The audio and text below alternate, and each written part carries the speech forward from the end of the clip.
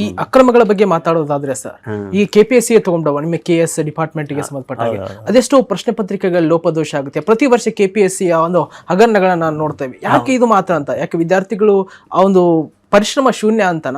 ಭಾಳ ಸರ್ ಅನ್ಸುತ್ತೆ ರೀ, ಬೇಸರ ಆಗುತ್ತೆ ನನಗೆ ವೈಯಕ್ತಿಕವಾಗಿ. ನಾನಿದ್ದಾಗಲೂ ಅದೇ ಹಣೆ ಬರ. ಆ್ಯಕ್ಚುಲಿ 98ನೇ ಬ್ಯಾಚ್ ನಮ್ಮದು IAS ಮಾಡಲ್ KS ಬರೋದು ಮೊದಲನೇ ಬ್ಯಾಚ್ ನಮ್ಮದು. ಅದು ಅವತ್ತಿನಿಂದನೇ ಶುರು ಆಯಿತು ನಮ್ಮದು. ಅದೇ KAT ಹೈಕೋರ್ಟು ಸುಪ್ರೀಂ ಕೋರ್ಟ್ವರೆಗೂ ಹೋರಾಟ ಅವತ್ತು ಇದೆ, ಇವತ್ತು ಇದೆ, ಅದು ನಡೀತಾನೆ ಇರ್ತದೆ, ನಡೀತಾನೆ ಇರ್ತದೆ. ಅದು ಅವತ್ತಿನಿಂದನೂ ನೋಡಿ, KPSC ಅನ್ನೋದು ಒಂದು ಅದ್ಭುತವಾದ ಸಾಂವಿಧಾನಿಕ ಸಂಸ್ಥೆ. ಕೇಂದ್ರ ಲೋಕಸೇವಾ ಆಯೋಗ ಅನ್ನತಕ್ಕ ಒಂದು ಸಾಂವಿಧಾನಿಕ ಸಂಸ್ಥೆ. ಸೊ ಅದನ್ನು ನಾವು ಹೇಗೆ ಇಡಬೇಕು ಹಾಗೆ ಇಡಲಿಲ್ಲ ನಾವು. ಅದನ್ನು ಹೇಗೆ ನಾವು ಅದನ್ನು ರೂಪಿಸಬೇಕು ಹಾಗೆ ನಾವು ಮಾಡಲಿಲ್ಲ. ಅದು ಎಲ್ಲ ನಮ್ಮೆಲ್ಲರ ತಪ್ಪಿದೆ ಅದು.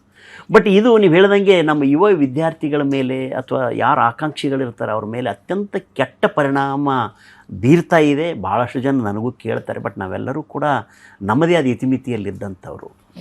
ಭಾಳ ಜನ ನೋಡಿ, ಅದೇ UPSC ಪರೀಕ್ಷೆಗಳು ಹಾಗಾಗೋದಿಲ್ಲ. ಪ್ರತಿ ವರ್ಷ ಕಾಲ್ಫಾರ್ ಮಾಡ್ತಾರೆ, ಭಾಳ ಸಿಸ್ಟಮೆಟಿಕ್ ಆಗಿ ನಡೀತದೆ. ಸಣ್ಣ ಪುಟ್ಟ ತೊಂದರೆಗಳು ಇರ್ತದೆ, ಇಲ್ಲ ಅಂತ ಹೇಳೋಕ್ಕಾಗೋದಿಲ್ಲ. ಬಟ್ ಅವೆಲ್ಲವೂ ಭಾಳ ಶಿಸ್ತುಬದ್ಧವಾಗಿ ನಡೀತದೆ. ಬಟ್ ಅದು ನಮ್ಮ ಕರ್ನಾಟಕ ಮಟ್ಟದಲ್ಲಿ, ಕರ್ನಾಟಕ ಲೋಕಸೇವಾ ಆಯೋಗ ಮಟ್ಟದಲ್ಲಿ ಹೇಳೋದು ಬಂದಾಗ ಸಹಜವಾಗಿಯೇ ಆ ಗೊಂದಲಗಳು ಅವತ್ತೂ ಇತ್ತು, ಇವತ್ತೂ ಇದೆ. ನಾನು ಎಂಟ್ರಿ ಆಗಾಗಿ 8 ವರ್ಷ ವೇಟ್ ಮಾಡಿ ನಾನು KAT ಹೈಕೋರ್ಟ್ ಹೋರಾಟ ಮಾಡಿ ಇಲ್ಲಿ ಬಂದಂಥವನು.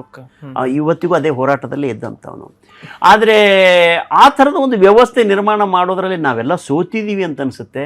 ನಮ್ಮ ಮಕ್ಕಳಿಗೆ ಅಥವಾ ನಮ್ಮ ಯುವ ಪೀಳಿಗೆಗೆ ನಾವೆಲ್ಲರೂ ನಿಜವಾಗಿಯೂ ಒಂದು ವ್ಯವಸ್ಥಿತವಾದಂಥ ವ್ಯವಸ್ಥೆ, ಅದರ ನೇಮಕಾತಿ ಈ ಥರದ್ದೆಲ್ಲ ಮಾಡಲಿಲ್ಲ ಅಂತ ಅನಿಸುತ್ತೆ. ಬಟ್ ಏನಾಗುತ್ತೆ, ನಮ್ಮಂತ ಈಗ ನಾನೇ ಈ ಕಾರ್ಮಿಕ ಇಲಾಖೆ 186 ಪೋಸ್ಟು ನೇಮಕಾತಿ ಮಾಡಿದ್ದೀನಿ. ಈಗ ಅನೌನ್ಸ್ ಆಗಬೇಕು, ನಾನು ಪ್ರಾವಿಷನಲ್ ಲಿಸ್ಟ್ ನಾನು ಇದ್ದಾಗ ಹಾಕಿದ್ದು. ಬಟ್ ಭಾಳ ಕರೆಕ್ಟಾಗಿ ಮಾಡಿದ್ದೀವಿ. ಏನಾಗುತ್ತೆ ನೋಡಿ, ಪಾಪ ಬಡವರು ಯಾರೋ ಪ್ರತಿಭಾವಂತರು ಬರೆದಿರ್ತಾರೆ, ನಾವು ಅಂಥವ್ರಿಗೆ ಅನ್ಯಾಯ ಮಾಡಿದೀವಿ ಅಂತಂದರೆ ಮತ್ತೆ ನಮ್ಮಂಥವರೆಲ್ಲ ಇದ್ದೇನು ಅಂತ ಅನಿಸಿಬಿಡ್ತದೆ. ಇರ್ತದೆ ಸಹಜವಾಗಿ, ಆಸೆ ಆಮಿಷಗಳಿರ್ತದೆ, ಒತ್ತಡಗಳಿರ್ತದೆ. ಯಾರೋ MLA ಗಳು ಹೇಳ್ತಾರೆ, ಇನ್ಯಾರೋ ಮಿನಿಸ್ಟರ್ಗಳು ಹೇಳ್ತಾರೆ, ಇನ್ನೊಬ್ಬರು ಯಾರೋ ಹೇಳ್ತಾರೆ. ಬಟ್ ನಮ್ಮ ಮಿನಿಸ್ಟರ್ ಆ ಥರ ಎಲ್ಲ ಹೇಳಿಲ್ಲ. ಸಂತೋಷ್ ಲಾಡ್ ಅವರು ಇಲ್ಲ, ಕಾನೂನು ಏನಿದೆ ಅದನ್ನೇ ಮಾಡು ಅಂತಲೇ ಅಪ್ಪ ಹೇಳುವಂಥದ್ದು. ಸೊ ಹಾಗಾಗಿ ನಾವು ತುಂಬ ನಮ್ಮ ಸೆಕ್ರೆಟರಿ ನಾವೆಲ್ಲ ಭಾಳ ಸಿಸ್ಟಮೆಟಿಕ್ ಆಗಿ 186 ಪೋಸ್ಟ್ಗಳು SDC FDC ಆಮೇಲೆ ಲೇಬರ್ ಇನ್ಸ್ಪೆಕ್ಟರ್ಸು, ವೆಲ್ಫೇರ್ ಆಫೀಸರ್ಸು ಎಲ್ಲ ಪೋಸ್ಟು ನೇಮಕಾತಿ ಭಾಳ ಅದ್ಭುತವಾಗಿ, ಪ್ರಾಮಾಣಿಕವಾಗಿ, ಅಚ್ಚುಕಟ್ಟಾಗಿ ಒಂದು ಕಪ್ ಯಾರ್ದು ಟೀ ಕುಡಿದೇನೆ ಮಾಡಿದ್ದೀವಿ. ಅದು ಸಾಧ್ಯ ಇದೆ ನೋಡಿ, ಎಲ್ಲವೂ ಸಾಧ್ಯ ಇದೆ ಈ ದೇಶದಲ್ಲಿ. ನಾವು ಒಳ್ಳೆಯವರಾಗಿ ಒಳ್ಳೆತನ ಮಾಡ್ಲಿಕ್ಕೂ ಅವಕಾಶ ಇದೆ, ನಾವು ಕೆಟ್ಟವರಾಗಿ ಕೆಟ್ಟ ಮಾಡ್ಲಿಕ್ಕೂ ಅವಕಾಶ ಇದೆ. ನಾನು ಒಂದಷ್ಟು ಯಾರ್ದಾರು ಏನೋ ಕೊಡ್ತಾರೆ ತೊಗೊಂಡು ಮಾಡಿದರೆ ನಾವು ಒಳ್ಳೆ ಕೆಲಸ ಮಾಡೋಕ್ಕಾಗೋದಿಲ್ಲ. ನೀವು ಒಳ್ಳೆ ಕೆಲಸ ಮಾಡಬೇಕು ಅನ್ನೋದಾದರೆ ನಿಮ್ಮಲ್ಲಿ ತ್ಯಾಗ ಇರಬೇಕು, ನಿಮ್ಮಲ್ಲಿ ಆಸೆಗಳು ಕಮ್ಮಿ ಇರಬೇಕು. ಅದಕ್ಕೆ ಬುದ್ಧ, ನಾನು ಮತ್ತೆ ಆಸೆಯ ದುಃಖಕ್ಕೆ ಮೂಲ ಹೇಳೋದು. ಸೊ ಬುದ್ಧನ ಪ್ರಭಾವ ಅಥವಾ ಶರಣರ ಪ್ರಭಾವ, ಮಠ ಸಂಸ್ಕೃತಿ ಅಥವಾ ಬಡತನ ಅದೆಲ್ಲವೂ ನನಗೆ ಹೇಳಿಕೊಟ್ಟಿದೆ.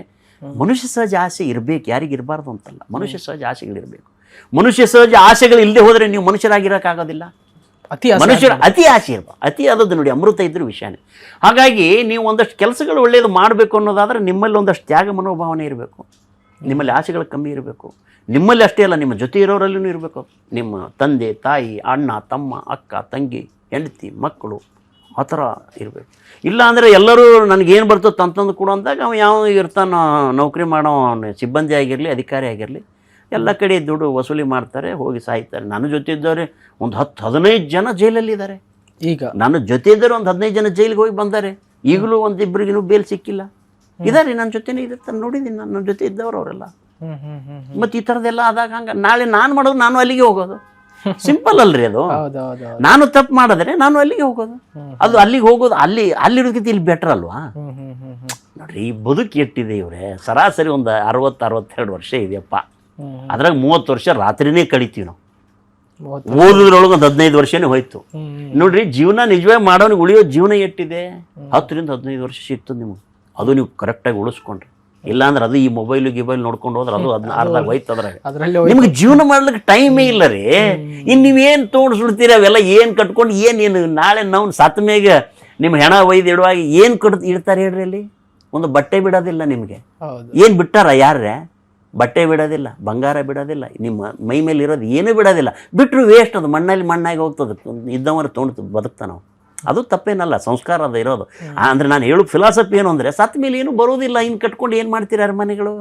ಅರಮನೆ ಕಟ್ಟದ ರಾಜ ಮಹಾರಾಜರು ಮಣ್ಣಾಗ ಹೋಗ್ಯಾರಪ್ಪ, ಇತಿಹಾಸ ನೋಡಿದ್ರೆ ಗೊತ್ತಾಗತ್ತೆ ನಿಮಗೆ. ನೋಡ್ಬೇಕಂದ್ರೆ ನೀನೇ ಇರಲ್ಲ, ಅದು ಯಾಕೆ ನೀ ಯಾರು ತೊಗೊಂಡು ಏನ್ ಮಾಡ್ತೀರಿ? ನಾನಿದ್ರೆ ಎಲ್ಲ ನಾನೇ ಇಲ್ಲ ಅಂದ್ರೆ ಯಾವ ಸುಡ್ಗಾಡ ತೊಗೊಂಡು ಏನ್ ಮಾಡೋದು ಅಲ್ವಾ? ಸೊ ಹಾಗಾಗಿ ಮನುಷ್ಯನೇ ನೋಡಿ, ಇದೇ ನೋಡಿ, ಈ ಸಂಪತ್ತಿನ ಅಸಮಾನತೆ ಇದೆಯಲ್ಲ ಅದು ಬಹಳ ಇದೆ ನಮ್ಮಲ್ಲಿ. ಸಂಪತ್ತಿನ ಅಸಮಾನತೆ ಯಾಕೆ ಬಡತನ ಇದೆ ಹೇಳ್ರಿ ಈ ದೇಶದಲ್ಲಿ? ಇವತ್ತಿನವರೆಗೂ ನಾವು ಯಾಕೆ ಬಡವರೇ ಶ್ರೀಮಂತರಾಗಿದ್ದೀವಿ ಹೇಳಿ?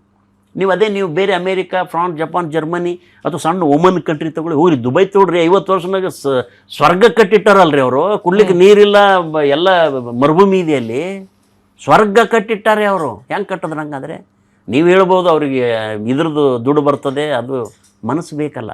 ದುಡ್ಡು ಎಲ್ಲರ ಹತ್ರ ಇದೆ, ಯಾಕೆ ನಮ್ಮಲ್ಲಿ ದುಡ್ಡಿಲ್ವಾ? ದುಡ್ಡು ನಮ್ಮಲ್ಲಿ ಇದೆ, ಯಾಕೆ ಬಂಗಾರ ಇಲ್ವನ್ರಿ? 821 ಟನ್ ಬಂಗಾರ ನಮ್ಮಲ್ಲಿ ಇದೆ. ಸಂಪದ್ಭರಿತ ರಾಷ್ಟ್ರ. ನಿಮಗೆ ಸಂಪನ್ಮೂಲ ಕೊರತೆ ಏನಿದೆ ನಮ್ಮಲ್ಲಿ? ಎಲ್ಲ ಇದೆ, ಮಾಡೋ ಮನಸ್ಥಿತಿಗಳಿಲ್ಲ ನಮ್ಮಲ್ಲಿ. ಇಚ್ಛಾಶಕ್ತಿ ಕೊರತೆ. ಬರೀ ನನಗೊಂದಿರಲಿ ನಮ್ಮ ಅಪ್ಪಗೊಂದಿರಲಿನೇ ಅಂತೀವಿ. ನಮ್ಮ ಜನ ಏನು ಕೊಟ್ಟರು ಮೂಗು ಕಟ್ಕೊಂಡು ತಿನ್ನೋ ಜನನೇ ಇದ್ದಾರೆ. ಮತ್ತು ಇನ್ನು ಅಭಿವೃದ್ಧಿಯಲ್ಲಿ ಆಗ್ಬೇಕು ಹೇಳಿ? ಹೇಗೆ ಅಭಿವೃದ್ಧಿ ಆಗತ್ತೆ ಹೇಳಿ? ಸೊ ಹಾಗಾಗಿ ಮನಸ್ಥಿತಿಗಳು, ಮೈಂಡ್ ಸೆಟ್ ಬದಲಾಗಬೇಕು ಇವರೇ. ಮೈಂಡ್ ಸೆಟ್ ಭಾಳ ಮುಖ್ಯ. ಸೊ ಎಲ್ಲವೂ ನನಗೆ ಆಗಬೇಕು, ನನ್ನ ಹೆಂಡತಿಗೆ ಆಗಬೇಕು, ನನ್ನ ಮಗಳಿಗೆ ಆಗಬೇಕು, ನನ್ನ ಕುಟುಂಬಕ್ಕೆ ಆಗಬೇಕು ಅನ್ನೋ ಮನಸ್ಥಿತಿ ನನಗೆ ಬಂದರೆ, ಹಾಗಾದ್ರೆ ಜೊತೆ ಇರೋರು ಬದುಕೋದು ಹೇಗೆ? ಹಂಗೆ ಸಮಾಜ ಅಲ್ಲ ಇದು, ಎಲ್ಲರೂ ಬದುಕಬೇಕಲ್ಲ. ನಾನು ಎನ್ನುವುದು ಬಿಟ್ಟು ನನ್ನದು ಎನ್ನುವುದು ನನ್ನದು ನಮ್ಮವ್ರು ಅನ್ಬೇಕಲ್ಲ. ಹೌದು, ನನ್ನ ಜೊತೆ ಇದ್ದವ್ರು ಬದುಕಲ್ರಿ, ನಮ್ಮ ಅಕ್ಕ ತಂಗಿ ಅಣ್ಣ ತಮ್ಮ ಬದುಕಬೇಕಲ್ಲ, ಅವರು ಬದುಕಬೇಕಲ್ಲ, ಎಲ್ಲರೂ ಬದುಕಬೇಕಲ್ಲ.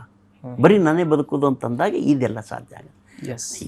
ಅದೇ ನಮ್ಮ ಎಲ್ಲ ಅವಾಂತರಗಳಿಗೂ ಅಥವಾ ಈ ಸಾಮಾಜಿಕ ಇಂಬ್ಯಾಲೆನ್ಸಿಗೂ ಇವತ್ತಿಗೂ ಅದೇ ಕಾರಣ ಆಗಿದೆ. ನಮ್ಮ ಮನಸ್ಥಿತಿಗಳು ಬದಲಾಗಬೇಕು, ನಮ್ಮ ಸರ್ಕಾರಗಳ ಮನಸ್ಥಿತಿ ಬದಲಾಗಬೇಕು, ಸರ್ಕಾರದಲ್ಲಿ ಇದ್ದವ್ರ ಮನಸ್ಥಿತಿಗಳು ಬದಲಾಗಬೇಕು, ನಮ್ಮ ಅಧಿಕಾರಿ ಶಾಹಿ ಮನಸ್ಥಿತಿ ಬದಲಾಗಬೇಕು. ನೀವು ನೋಡಿ, ನಾನು ಭಾಳ ಬೇಸರ ಅನಿಸುತ್ತೆ.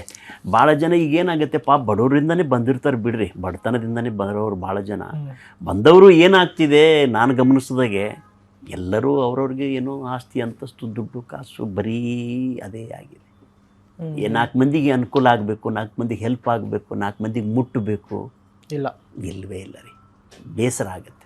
ಈ ಸಿಸ್ಟಮಲ್ಲಿ ನಾವರೇ ಇದ್ದೀವಲ್ಲ, ನಾವರೇ ಯಾಕೆ ಇರಬೇಕು ಅಂತ ಅನಿಸುತ್ತೋ ನನಗೆ.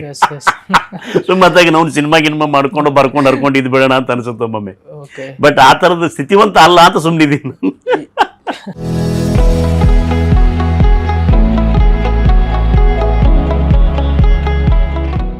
ನಿಮ್ಮ ಕುಟುಂಬಕ್ಕೊಂದು ಪರಿಪೂರ್ಣ ಯೂಟ್ಯೂಬ್ ಚಾನಲ್. ಇಂಟ್ರೆಸ್ಟಿಂಗ್ ಮತ್ತು ಇನ್ಫಾರ್ಮೇಟಿವ್ ವಿಡಿಯೋಗಳನ್ನು ಮಿಸ್ ಮಾಡ್ಕೋಬೇಡಿ. ಈಗಲೇ ಸಬ್ಸ್ಕ್ರೈಬ್ ಮಾಡಿ.